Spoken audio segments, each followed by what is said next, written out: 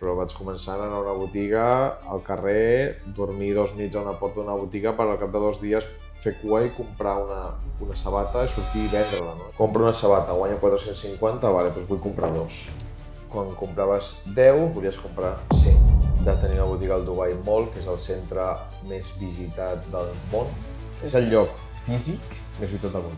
105 milions de visitants només al Dubai Mall. El producte ja té la demanda. El que has de fer és que no has de comprar-li aquell, te la compri a tu. Com ho fas?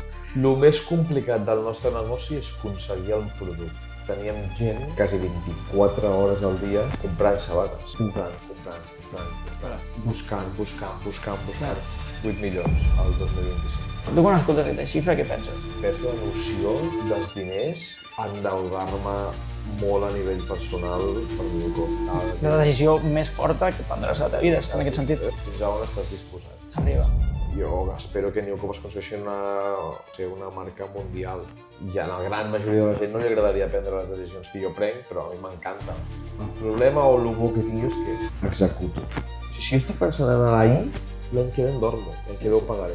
Client que t'ha fet més il·lusió de Newcom. Luis Suárez. Rècord de facturació d'una tenda en un dia.